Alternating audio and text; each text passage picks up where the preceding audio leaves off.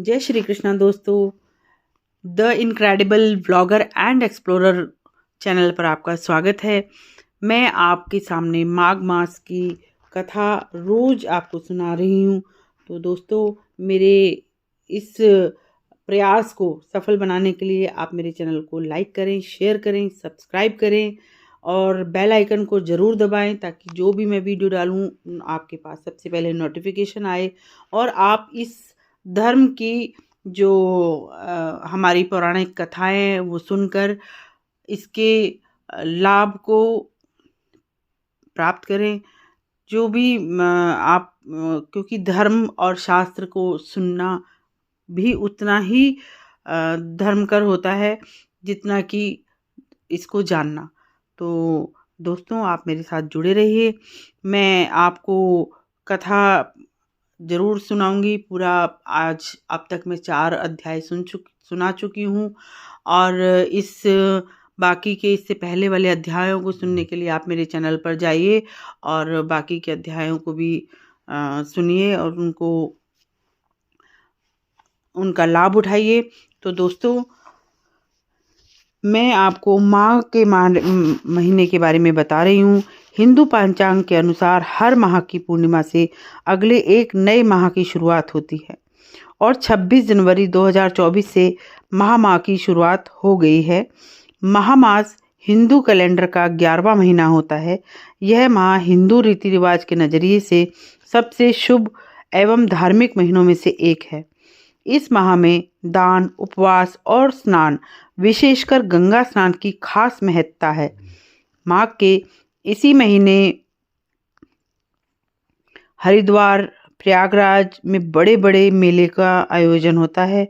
मान्यता के अनुसार इस माह में गंगा स्नान से भगवान विष्णु अति प्रसन्न होते हैं और उनकी खास कृपा होती है। तो 26 तारीख से शुरू हुए इस महीने का अंत 24 फरवरी को होगा। तो चलिए जानते हैं इस महीने के महत्व और पौराणिक कथा के बारे में। तो आज मैं जो आपको सुनाने जा रही हूँ वो महामास का 5वां अध्याय है कथा का। तो आप लोग ध्यान से सुनिए, मेरे चैनल पर अंत तक बने रहिए क्योंकि कथा का पूरा अध्याय जो आप पूरा सुनेंगे उसी का आपको फ़ायदा होगा। तो दोस्तों, मैं कथा शुरू करती हूँ। तो दोस्तों, 5वां अध्याय इस प्रकार है। दत्तादेव जी कहते हैं कि हे राजन, एक प्राचीन इतिहास कहता हूँ। भृगुवंश में ऋषिका नाम का एक ब्राह्मणी थी जो बाल्यकाल में ही विधवा हो गई थी। वह रेवा नदी के किनारे विंध्याचल पर्वत के नीचे तपस्या करने लगी। वह जितेंद्रिय, सत्यवक्ता, सुशील, दानशीलता तथा तप करके देह को सुखाने वाली थी। वह अग्नि में आहुति देकर उच्च वृत्ति द्वारा छठे काल में भोजन करती थी। वह वल्कल धारण करती थी और संतोष से अपना जीवन व्यतीत करती थी। उसने रेवा और कपिल नदी के संगम में 60 वर्ष तक माघ स्नान किया और फिर वहां पर उसकी मृत्यु हो गई। माघ स्नान के फल से वह दिव्य 4000 वर्ष तक विष्णु लोक में वास करके सुंद और उपसुंद दैत्यों का नाश करने के लिए ब्रह्मा द्वारा तिलोत्तमा नाम की अप्सरा के रूप में ब्रह्मलोक में उत्पन्न हुई। वह अत्यंत रूपवती, गान विद्या में अति प्रवीण तथा मृकुट कुंडल से शोभायमान थी। उसका रूप, यौवन और सौंदर्य देखकर ब्रह्मा भी चकित हो गए। वह तिलोत्तमा रेवा नदी के पवित्र जल में स्नान करके वन में बैठी थी। तब सुंद व उपसुंद के सैनिकों ने चंद्रमा के समान इस रूपवती को देखा। अपने राजा सुंद और उपसुंद के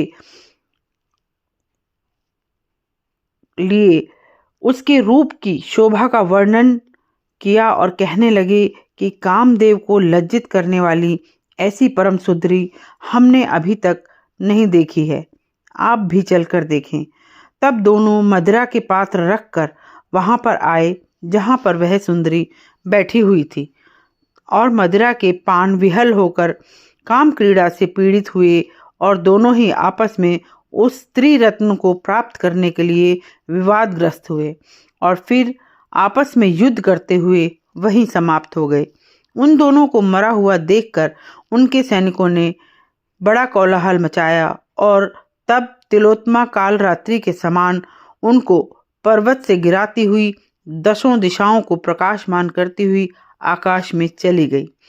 देव कार्य सिद्ध करके ब्रह्मा के सामने आई तो ब्रह्मा जी ने प्रसन्नता से कहा कि हे चंद्रवती, मैंने तुमको सूर्य के रथ पर स्थान दिया।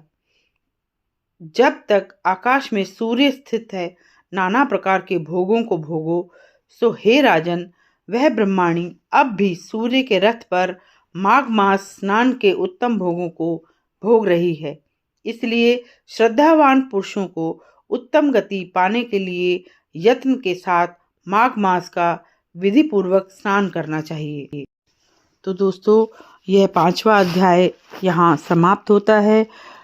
ओम कृष्णाय नमः। ओम विष्णु नमः।